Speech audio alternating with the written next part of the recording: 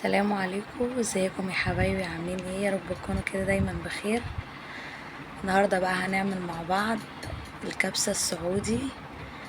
حاجة كده خيال يعني، وسهلة جدا وسريعة ومخدتش معايا وقت خالص وعملتها في حلة واحدة كده.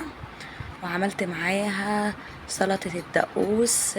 لازم ادام هتعملي كبسة سعودي او مندي لازم سلطة الدقوس دي جنبيها يعني.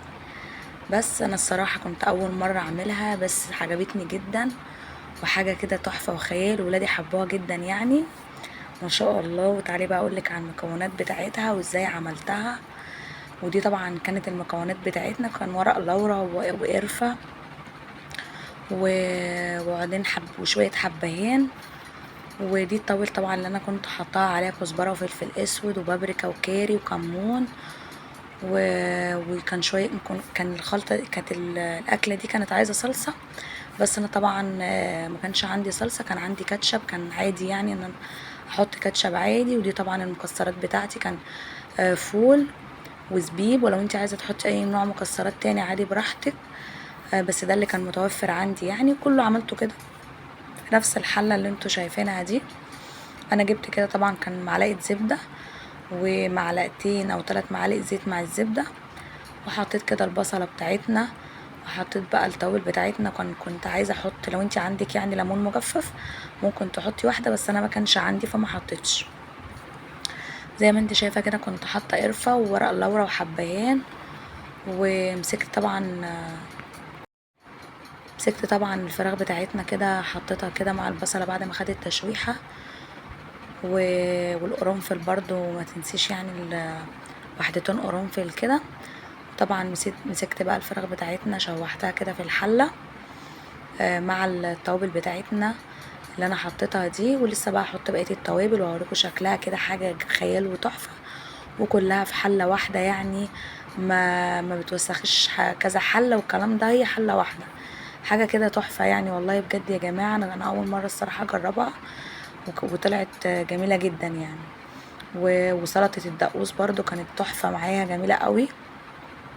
بس طبعا انا كده حطيت التوابل بتاعتنا، واقلب بقى الفراخ بتاعتنا كده شوحتها كده شويه مع التوابل، واحط لها كده شويه صلصه اللي هو الكاتشب يعني. عندك صلصه او كاتشب عادي براحتك. وكنت مقطعه حبيتين طماطم وقرنين فلفل سلام زي ما انت شايفه كده، وحطيت قلبت كل ده كده مع بعضه. وهنزل برضو كده بشويه فول سوداني وشويه زبيب، ولو عندك مكسرات اي نوع مكسرات عايزه تحطيها عادي ممكن تحطي اللي انت عايزاه. هقلب كل ده كده مع بعضه، وهقفل بقى الحله بتاعتنا، وهسيب الفراخ بتاعتنا بقى تستوي كده براحتها على النار شويه. وبعد كده هنزل ايه بالرز بتاعنا. قبل اي حاجه وانت بتتفرجي كده يا ريت عليا تصلي على النبي وتذكري الله و...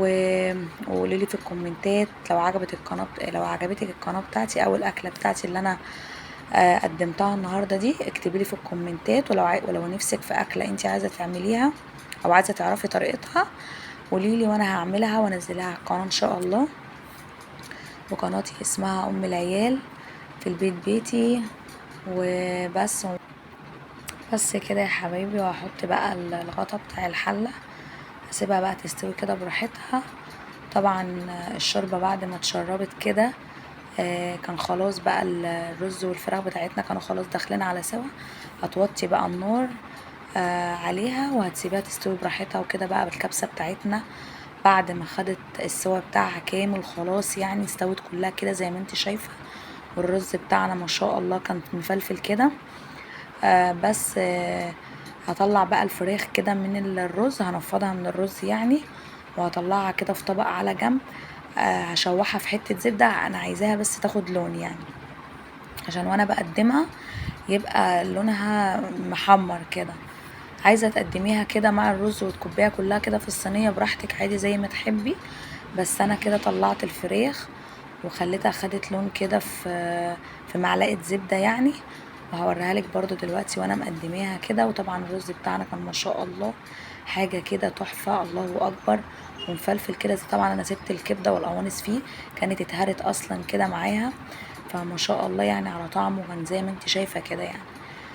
بس وطلعت كده الفراخ بتاعتنا كده على جنب في طبق، وهشوحها كده في معلقه زبده. وهوريكم بقى سلطة الدقوس اللي بتتعمل جنب الكبسة او المندي. دي لازم سلطة الدقوس دي، وسهلة جدا وبتتعمل بكذا طريقة. انا لقيت دي اسهل طريقة، حبيت ان انا اوريها لكم يعني.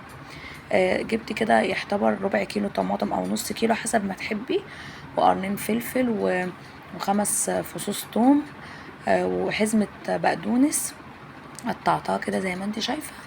كل ده في قلب الكبة مش في الخلاط. اهم حاجة ما تحطيش الحاجات دي في الخلاط، انا عايزاها في الكبة عشان مش عايزة الحاجات مفرومة جامد، انا عايزاها الخضار يبقى باين كده وهو مفروم. عصرت كده ليمونتين مع الخضار بتاعنا، وهحط بعد ما احط الليمونتين كده هحط برضو شوية خل، وهحط معلقة ملح ومعلقة كمون بس، مش عايزة اكتر من كده. وهي دي سلطة الدقوس بتاعتنا، وسهلة وسريعة وما بتاخدش معاكي حاجة، وهي بتبقى تحفة وجميلة جدا جنب الكبسة السعودي او المندي يعني. بس فحطيت كده برضو معلقة الملح اهي، وهضرب بقى السلطة بتاعتنا كده، وتشوفي بقى شكلها حاجة كده تحفة يعني جميلة جدا. شوفوا بقى منظرها. انا عايزة بقى لو انتي عملتيها في الخلاط هتلاقي كل ده مية، لكن انا عايزة الخضار باين كده. طبعا الاكل بقى ما شاء الله بالهنا والشفا يعني. بعد ما اتعمل والفراخ خدت لون زي ما انا وريتها لكم كده، والرز حاجه كده تحفه ما شاء الله، الله اكبر. ودي سلطه الدقوس بتاعنا. ويا ريت اللي عجب القناه بتاعتي يا ريت يا ريت يعمل لي اللايك، ما تبخليش عليا باللايك والكومنت الجميل. قناتي اسمها ام العيال في البيت بيتي. وقبل اي حاجه اذكري الله وصلي على النبي.